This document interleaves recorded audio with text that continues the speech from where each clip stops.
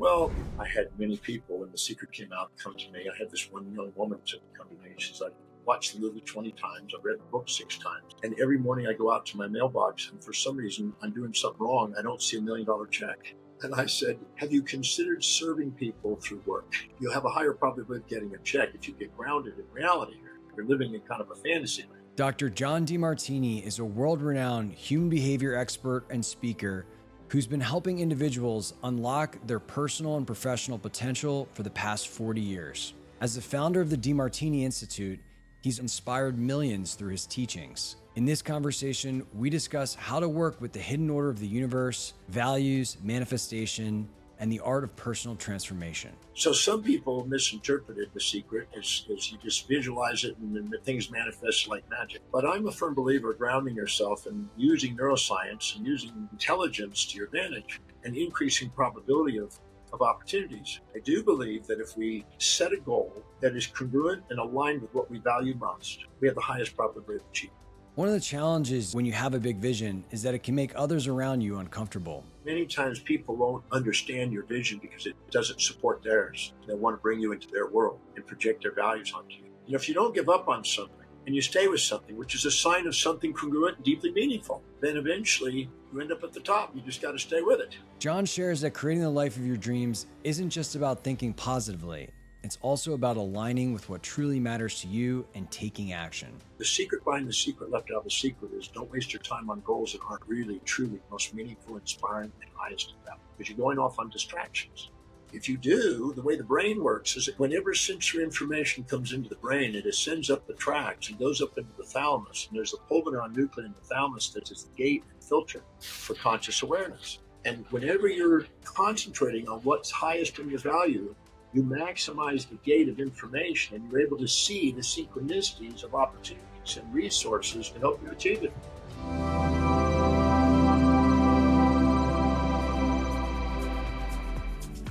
Before we get into this conversation, I want to ask you to join this amazing community of consciousness explorers. This whole idea of pursuing expanded consciousness and the boundaries of human potential while living a modern life is relatively new, which is why we interview revered masters, teachers, experts, and practitioners to help you on your own journey. To stay up to date on the latest conversations, simply click subscribe below and you'll be notified each time a new episode comes out. I am so grateful for all of your support and comments. I love reading them. Now let's dive into this conversation.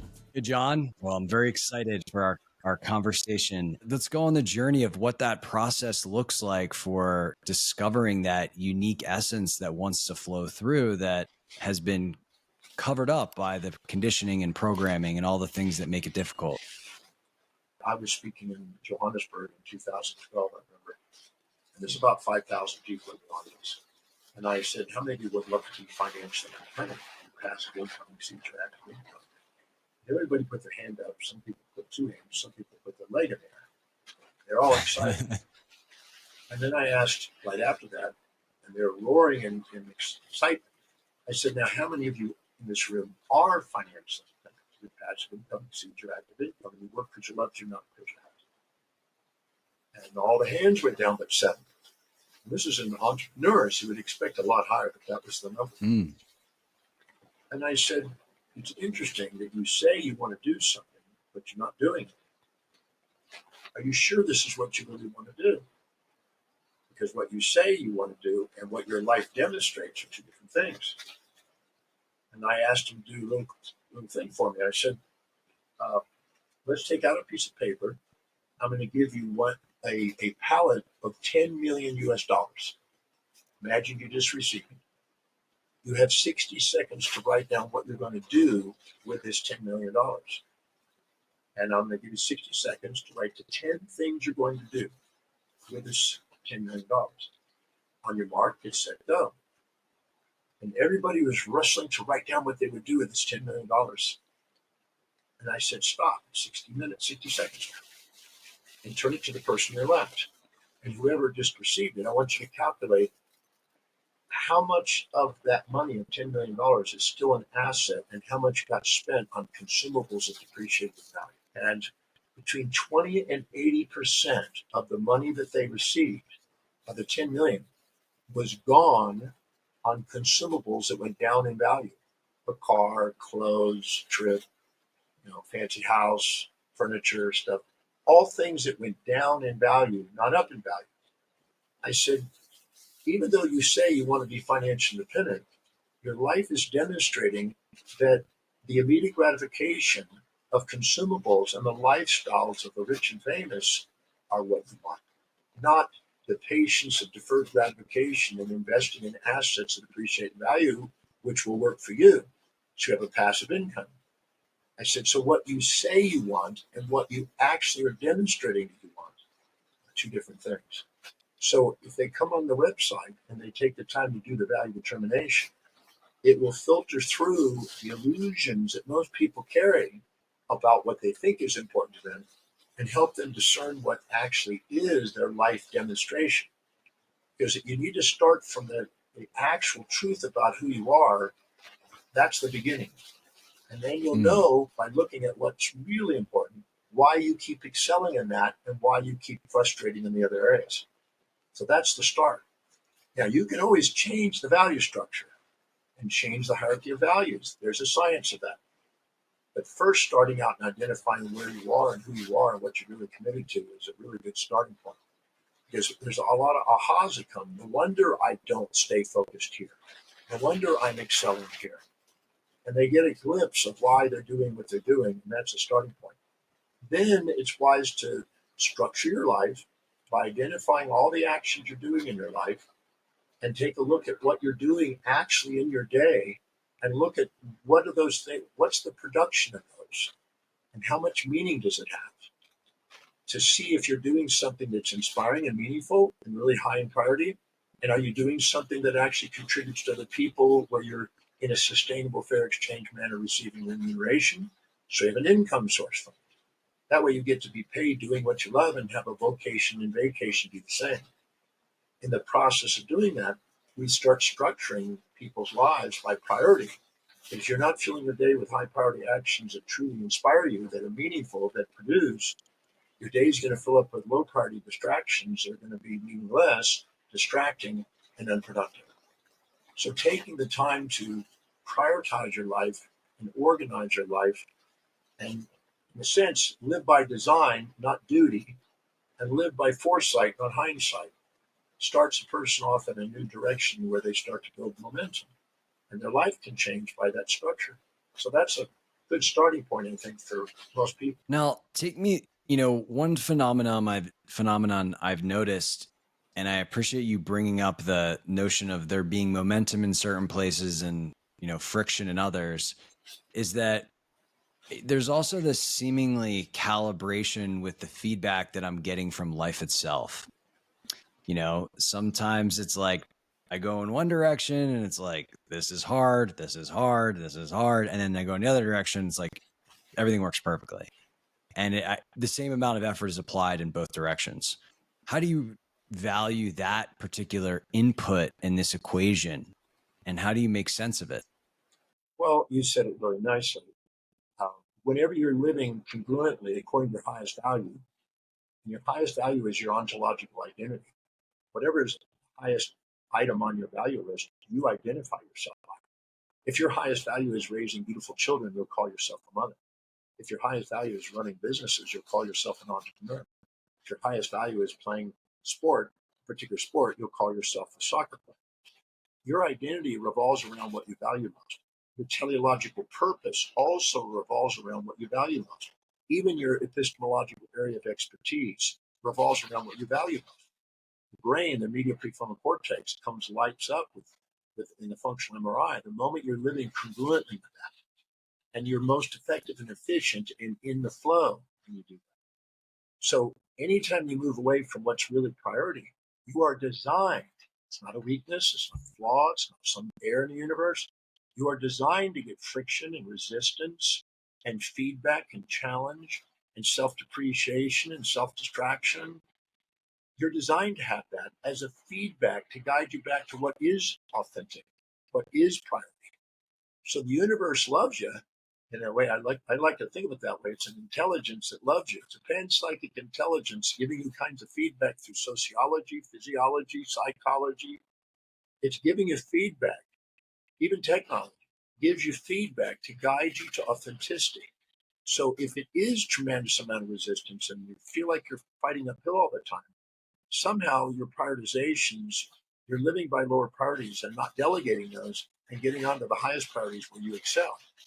You know, Mm. I'm pretty decent at teaching, researching, writing, and traveling. That's about it.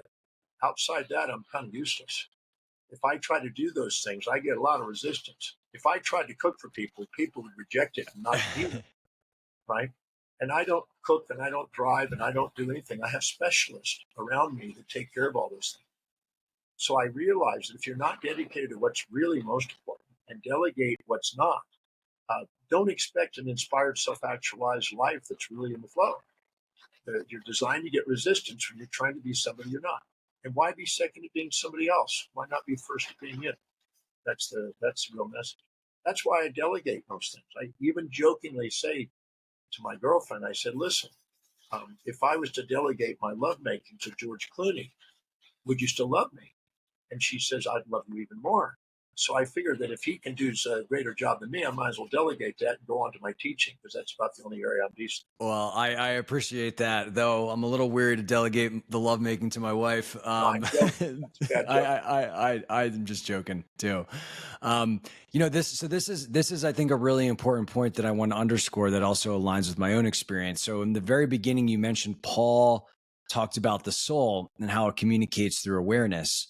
And so what it seems like what I'm understanding from what you're saying is like that soul, your essence has an intention and it has a set of values and it has really something it's seeking to do in this experience. And it's that universal intelligence that is continuously realigning us towards authenticity with that, not authenticity with the intellectual things that we think we want that are mostly a function of our programming. Is that fair? I think you said it and summarized it perfectly well. Can I address soul for a second?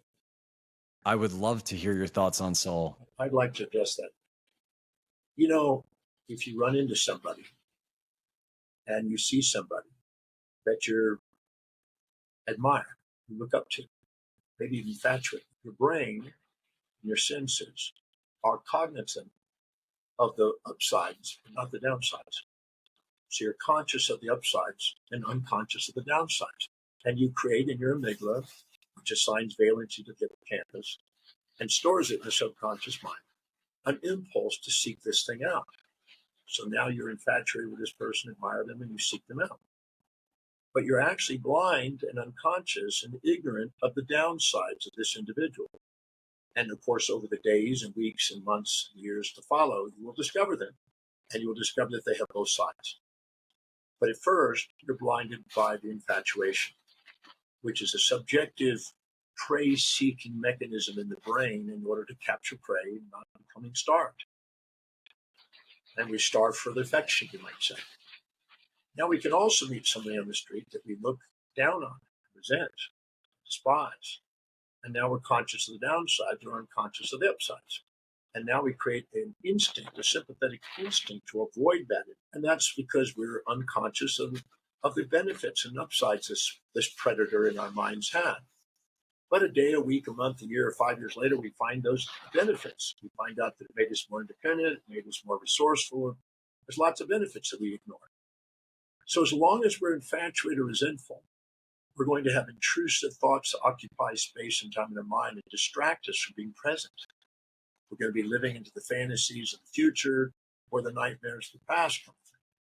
We're not present. Now, what we see in them, the thing we infatuate with them, the reason why we infatuate with them is because we're too humble to admit what we see in them is inside ourselves. So we have a deflected awareness instead of reflected awareness. And we're too humble to admit it. And we're now minimizing ourselves, which is not authenticity. It's an inauthentic minimization relative to somebody we're putting on a pedestal. And whenever we do that, we inject some of their values into our life and try to live by their values. Most anybody that started off on a new infatuation sacrificed their normal behavior to try to fit into somebody else. And if we resent somebody, we're too proud to admit what we see in them inside us. And again, we have deflective awareness. And now we're exaggerating ourselves, which is inauthentic. So anytime we exaggerate or minimize ourselves and are too proud or too humble to admit what we see in others inside ourselves, we have a deflective awareness and we have an inauthentic, judging, strived mind. But the second we have a reflective awareness, and whatever we see in them, we see in ourselves. The seer, the seeing, and the seen are the same.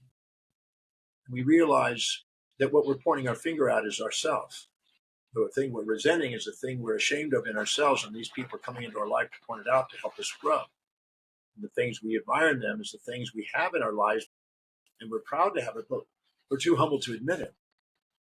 And so when we finally own what we see, and then we ask the question, what are the downsides to what we think is up, which our intuition is attempting to get us to do, and what are the upsides to what we think are down, and we bring ourselves into a poised state, a balanced state, a state of equanimity, where we're not subordinating or subordinating. We're not infatuating or resentful. We have reflective awareness and we feel love for someone.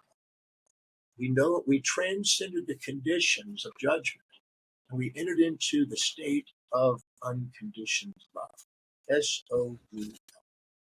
And now we're authentic, not exaggerating or minimizing ourselves. We're not deflecting. We have reflective consciousness, which is the true intimacy of love. And we're now at the real essence of our being, the essential self, the soul, where we have equanimity and objectivity. And we're now in what's actually there, not what we just realized there. We've transcended the phenomenological world of reality, and we now entered into Maslow's actuality, self-actualized state. The soul now reveals itself in the state of poised presence, gratitude, love, inspiration, enthusiasm. And now we're being ourselves, and the universe has nothing to reflect back to us. It doesn't have to kick our butt with resistance and frictions because we're being ourselves and we're in the flow. Now we're inspired and we see things. Our innermost dominant thought becomes our outermost tangible reality. We're in the place of manifestation. We're designed to do that. And our medial prefrontal cortex, the blood supply goes there, and we integrate our sensory functions and motor functions. We're most congruent. We're most integrated. We literally have the pulvinar nucleus filter out information so we can maximize seeing all the things that we're intending consciously. And it's really quite an amazing capacity.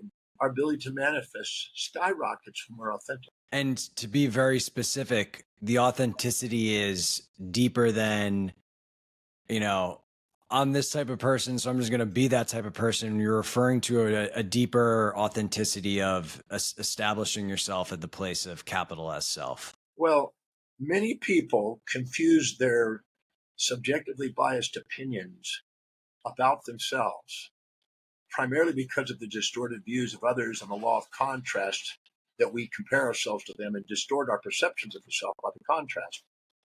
They confuse those opinions with who they are. When you are who you are, you don't have a judgment. There's no opinion projections. There's just an awe. And what's interesting in the brain, when this occurs, the autonomic lateralizations come into autonomic regulation. You literally have a ventral medial prefrontal cortex spontaneous potential elicitation, and you get gamma synchronicities in the brain, and the gamma synchronicities in the brain make you have tears of gratitude, a state of awe, a eureka moment, and you feel that there's now a hidden order in the apparent chaos. See, when you infatuate with somebody and you're ignorant of the downside, or you resent and you're ignorant of the upside, that ignorance or missing information, as Claude Shannon said, causes entropy and disorder. But the second we realize that we see both sides of an individual, both the positives and negatives, simultaneously, synchronously, the frequency of our state of consciousness is able to see both of them without a lag period. And now we're in the state of spontaneous synthesis and synchronicity of complementary opposites in our expression of who they are and who we are. And this is where we maximize our potential as the soul.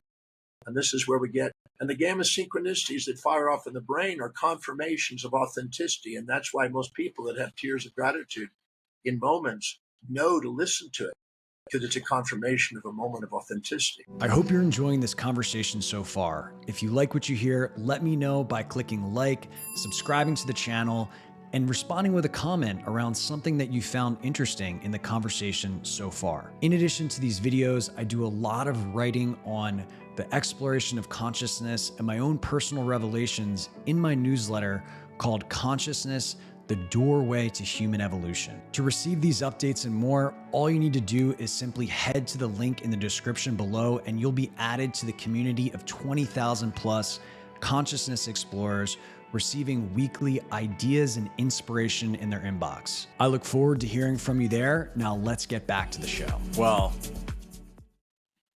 this was definitely, I'm glad that we're going in this direction because it's my favorite stuff to talk about. And I have a few different follow-up questions, but my most immediate one is what has been your own path of going deeper and deeper into that realization and really capacity to hold the full spectrum simultaneously? Well, there's lots of different little exercises or experiments that I did along my journey. About 40 years ago, I noticed that sometimes what I would emphasize and elevate my voice and volume of voice on to somebody else was for me. I was speaking to me. Chomsky basically said that language was not only for communication with others, but to self-communicate, to reveal what you say to others for yourself. And I noticed that sometimes I would judge other people, and I was really talking about myself. So I started to explore that question. Is when I'm judging others, is it really about them, or are they coming into my life to discover what I'm judging in me?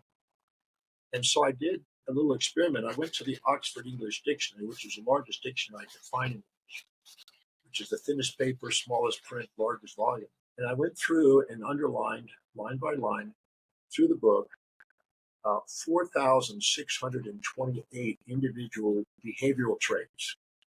Now, Gordon Allport, 35 years later, did something similar. He found 4,000. I found 4,628.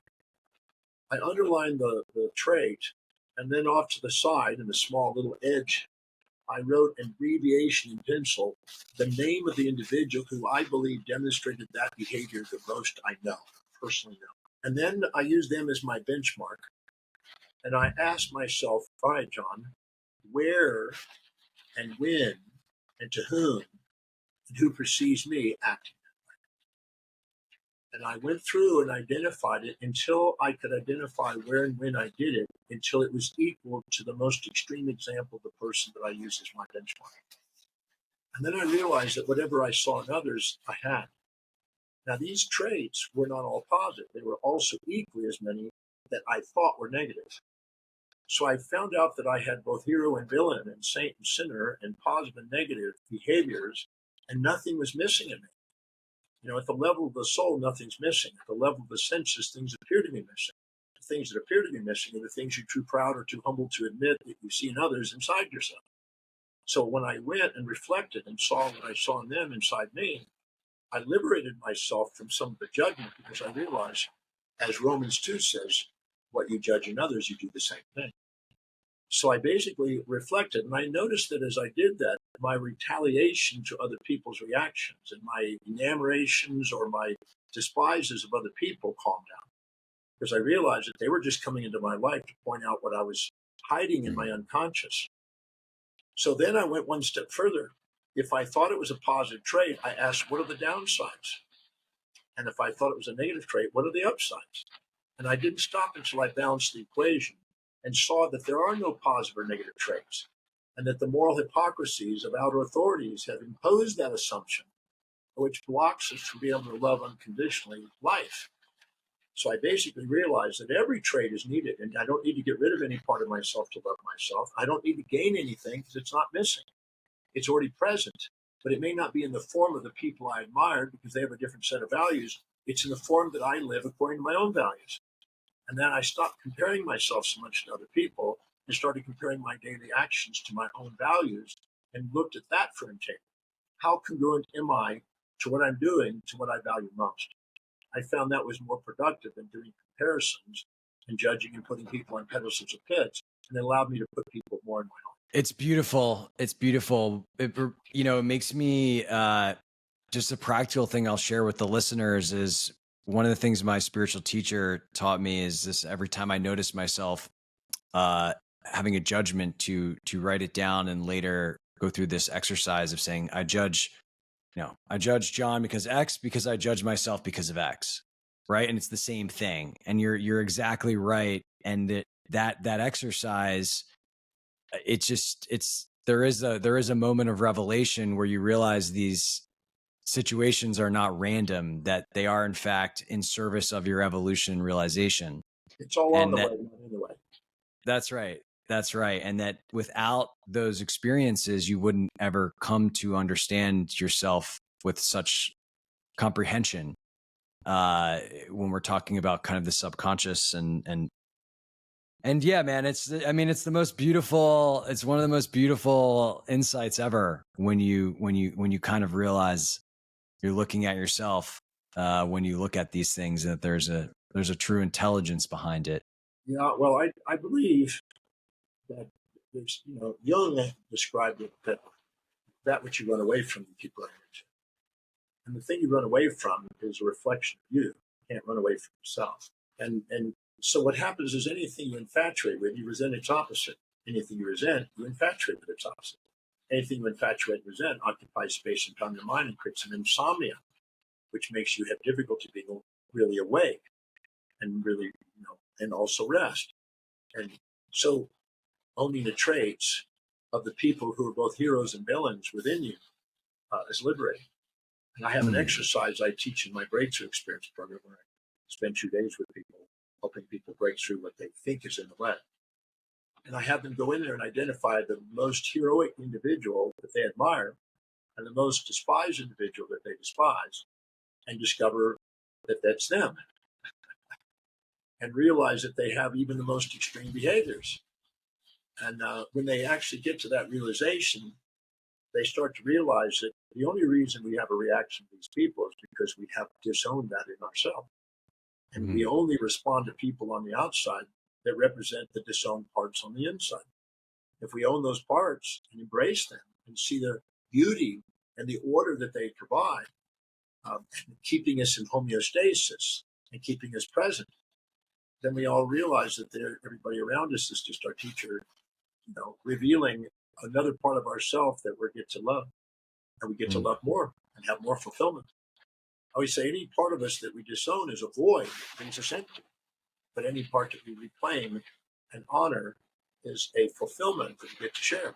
This is a really strong pointing about, just really getting honest with yourself about parts of your experience that you've disowned. And to be super transparent, there's something coming up with me in my own life right now that as we talk about this, where I realize I'm not fully acknowledging how I truly feel. And so, I would just encourage anybody listening right now, if there's something that you authentically feel is true for you, but because of a should, or because that's not the right thing to do, or whatever it is, I think this is just an incredible opportunity to open to investigate that fully. Well, anytime you walk the mall or walk somewhere and you see somebody that you look up to, let's say you think somebody's more intelligent than you, or more achieving than you, or more wealthy than you, or more stable in relationships than you, or more socially connected, or more physically fit, or more spiritually aware.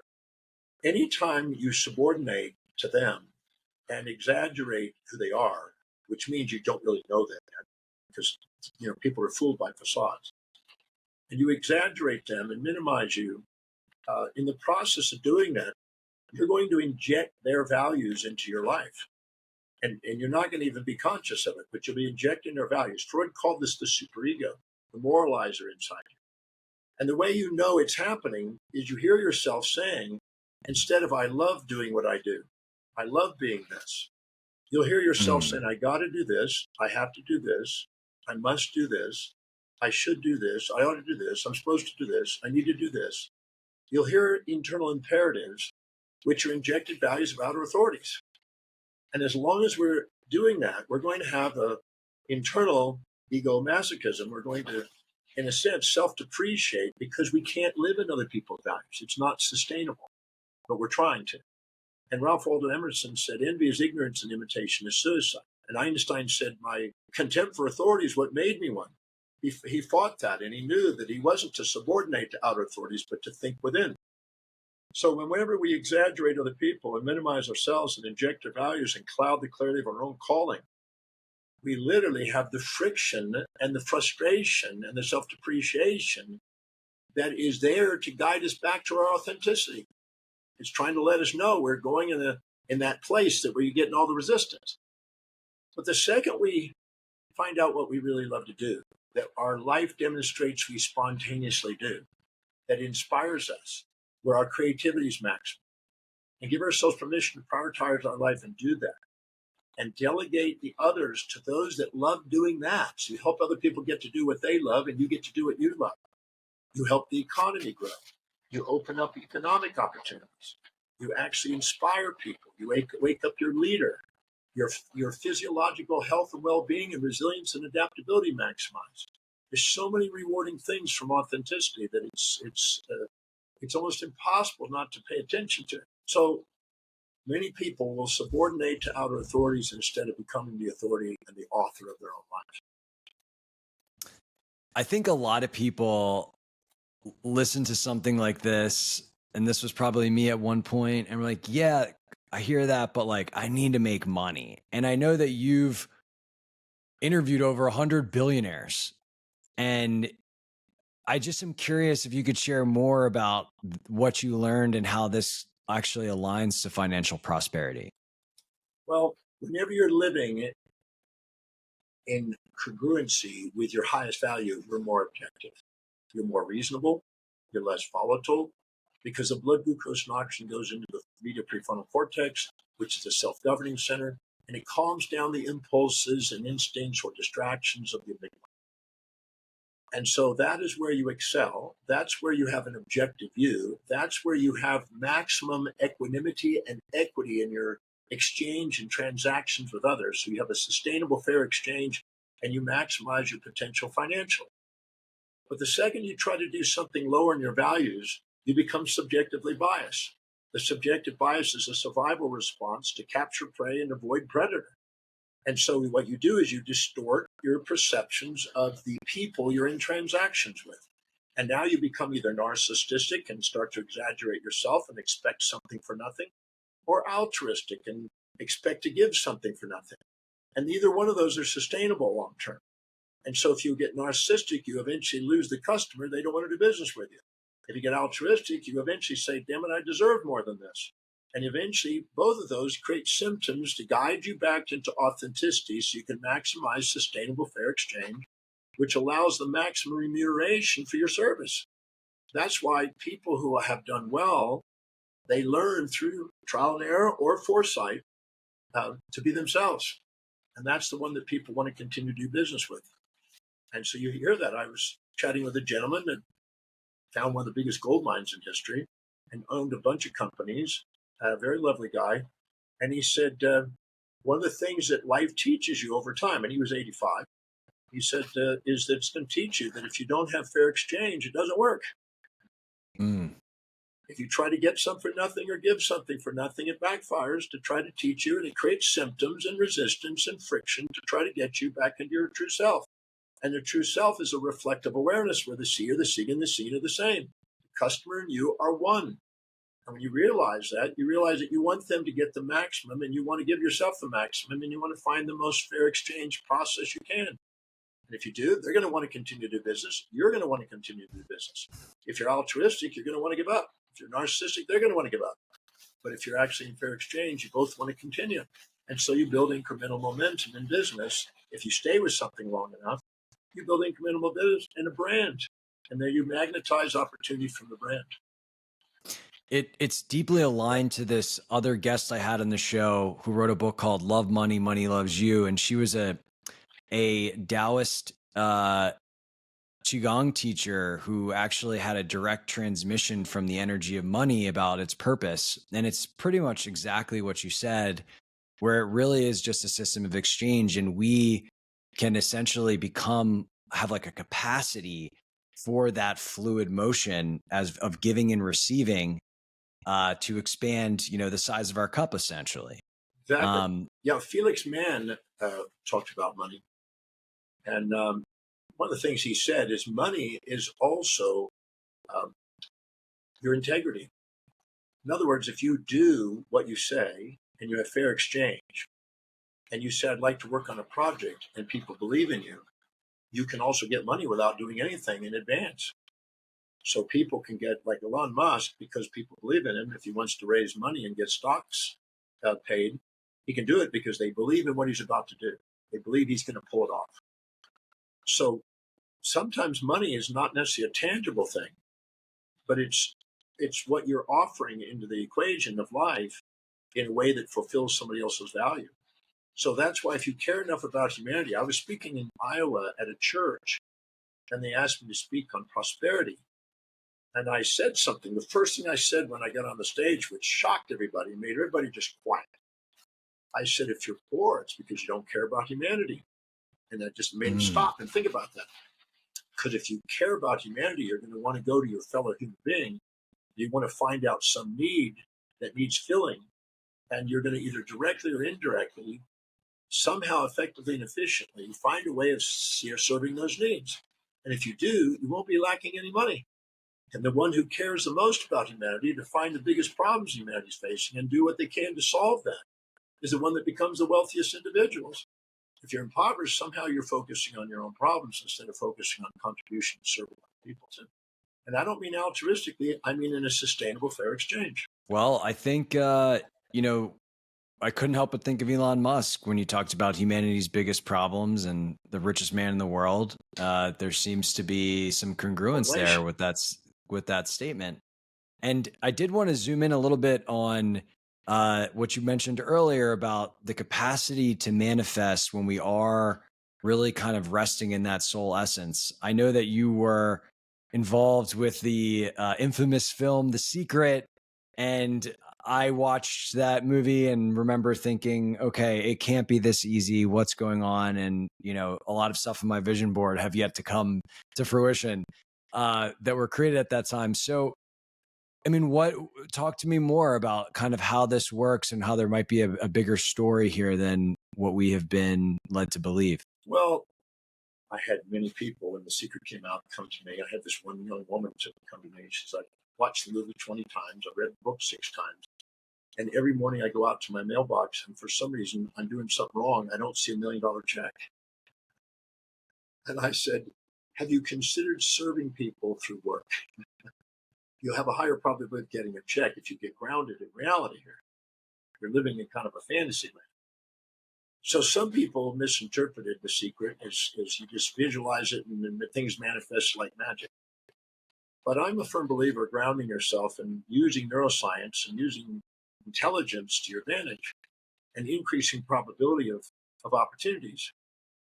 I do believe that if we set a goal that is congruent and aligned with what we value most, we have the highest probability of achieving. So the secret behind The Secret, left out The Secret, is don't waste your time on goals that aren't really, truly most meaningful, inspiring, and highest in value. Because you're going off on distractions. If you do, the way the brain works is that whenever sensory information comes into the brain, it ascends up the tracts and goes up into the thalamus. And there's a pulvinar nucleus in the thalamus that is the gate and filter for conscious awareness. And whenever you're concentrating on what's highest in your value, you maximize the gate of information and you're able to see the synchronicities of opportunities and resources to help you achieve it. But if you're setting goals that are lower on your values and they're fantasies and they're things that are not obtainable or things that you think you admire in other people but don't really match your values, you don't see those opportunities, you don't act on them, you don't sustain them, you don't retain the information, and then you think, well, The Secret didn't work. The Secret works if you're congruent. It's because you spontaneously think about what you value most. The medial prefrontal cortex is connected into the visual 5 and 6 centers, the associative areas of the brain in the occipital region. And the second you're congruent and really clear about what you have that's priority, You see and visually and see strategic methods on how to do it.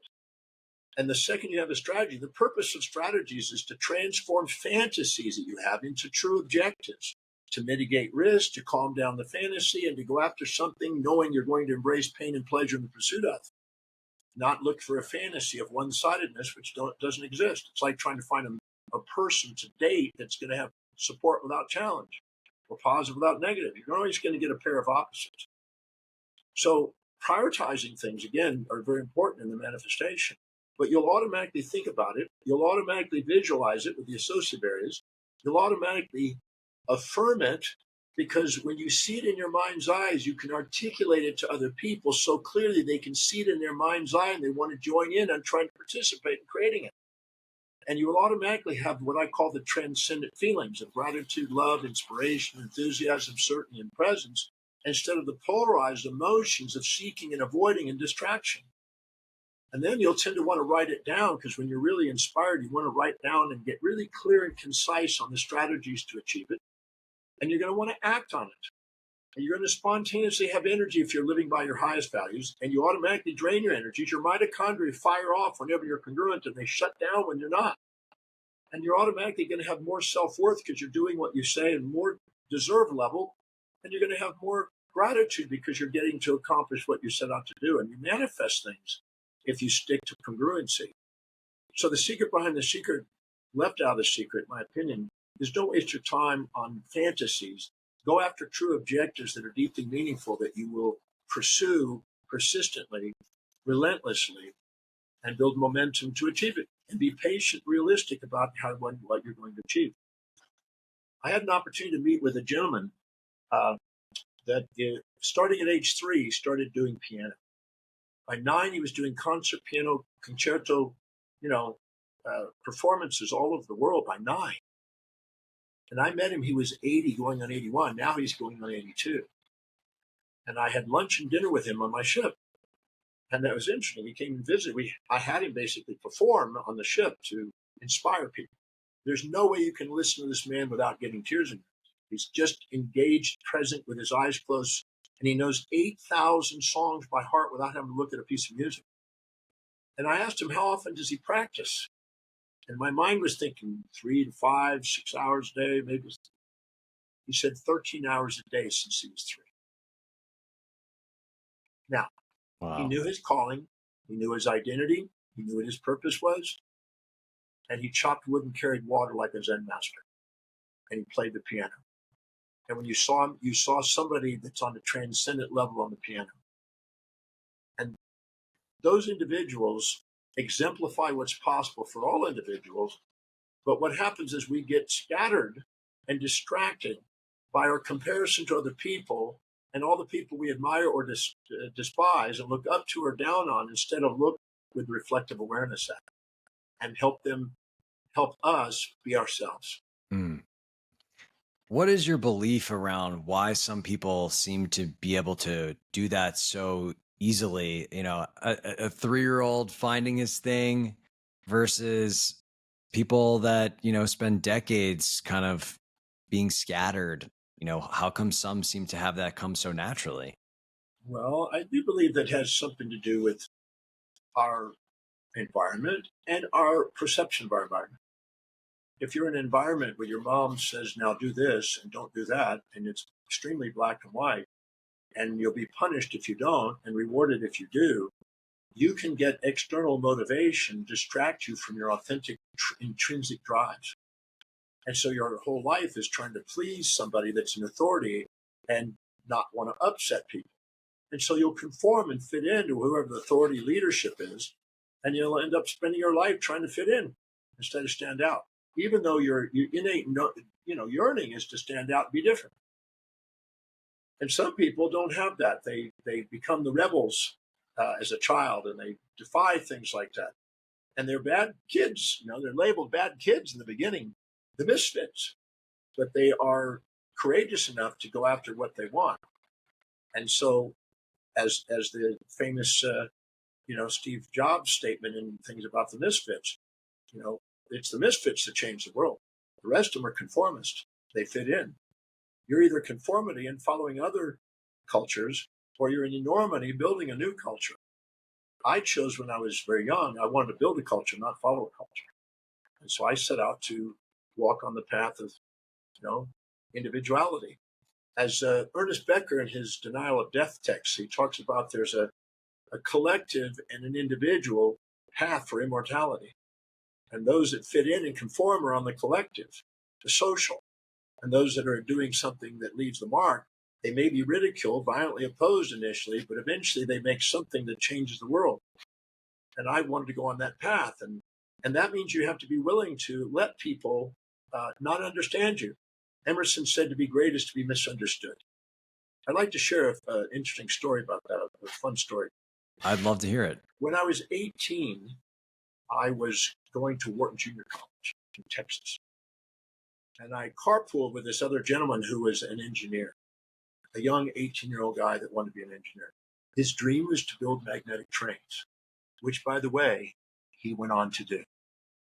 The magnetic trains that exist today are partly his invention. Wow. I had a dream to travel the world and be a teacher.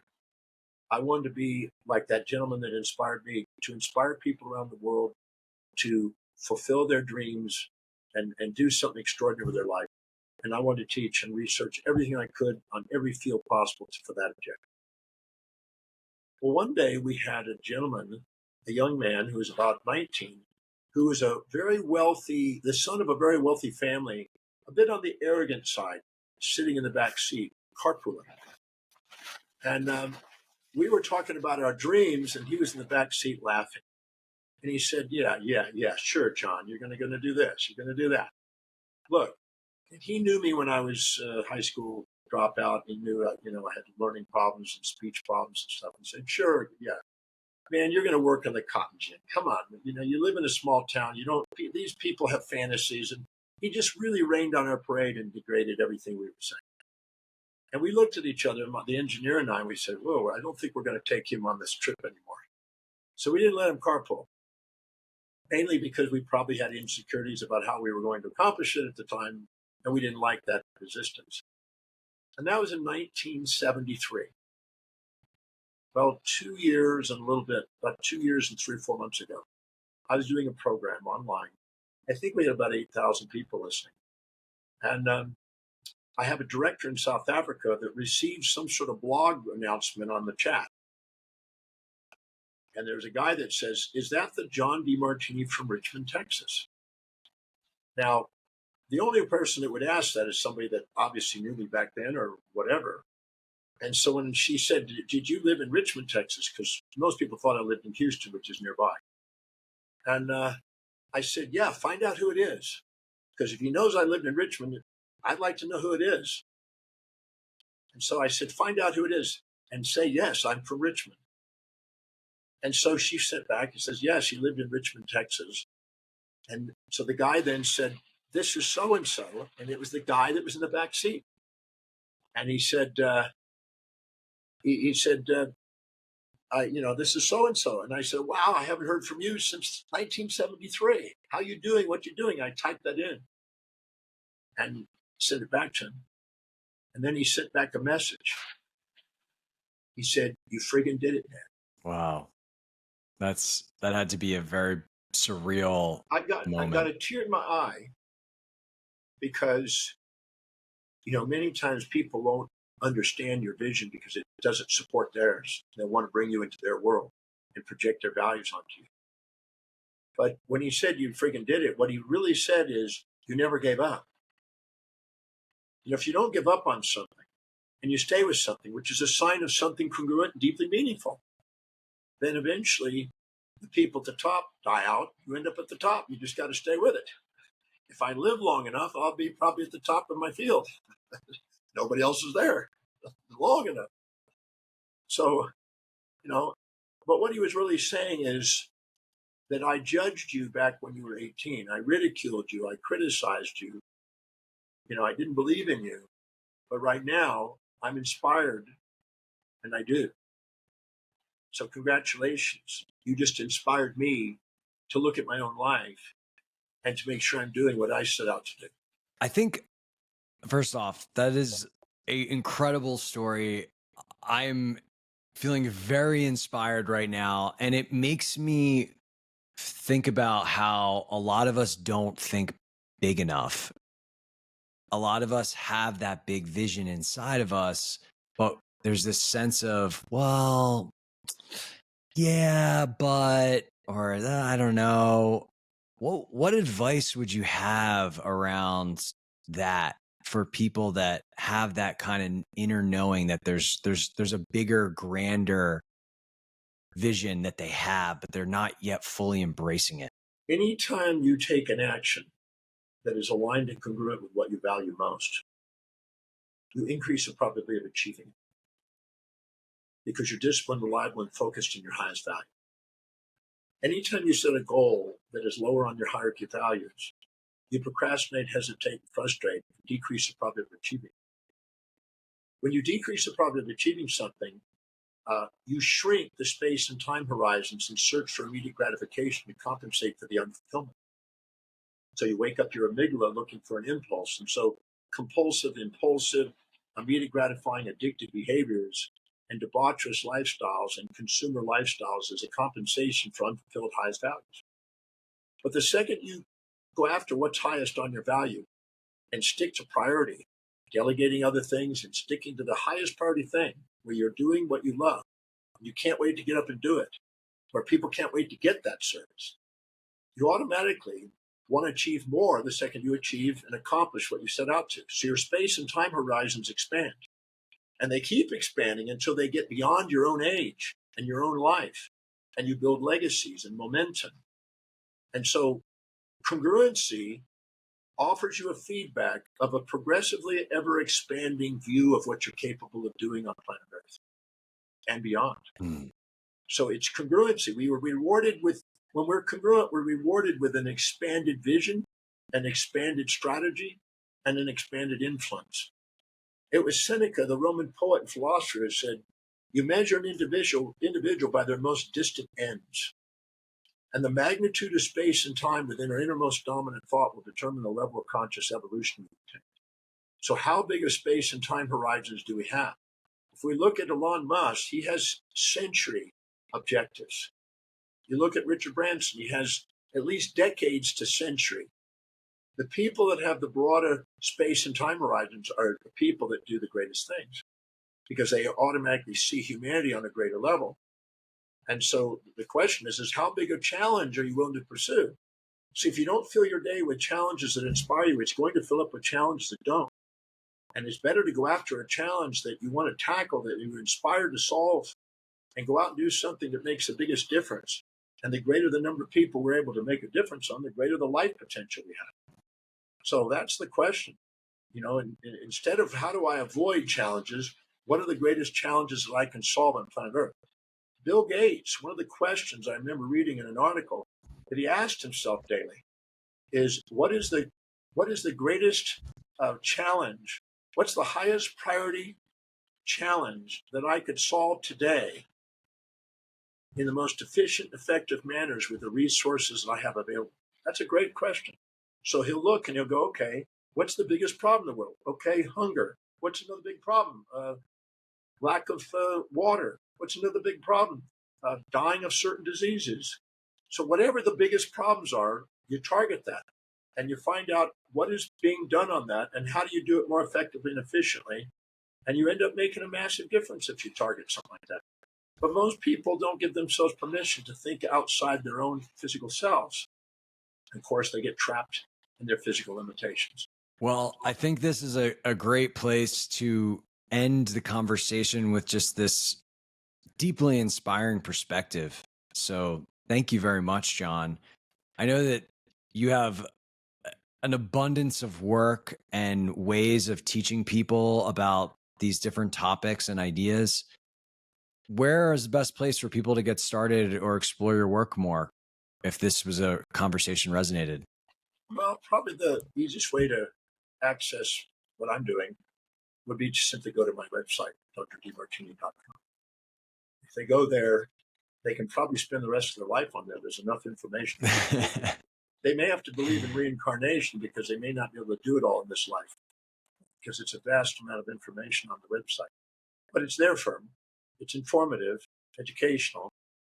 Another thing they might do is if they would like to explore a tiny bit of what I'm doing, there's a new movie out called the Breakthrough Movie, Demartini. And it's a movie about what I'm doing in the world. It's just recently come out in November and December. And I think it's got 38 awards already. So it's been inspiring to watch. And I'm really grateful that somebody put it together because it basically reveals some of the principles and methodologies that I've been working with and trying to help people with in achieving something extraordinary. Well, I'm definitely bookmarking that on my watch list. So thank you for mentioning it. And thank you for just all the work that you do. It's deeply inspiring. I'm leaving this conversation very uplifted, and I know many others are as well.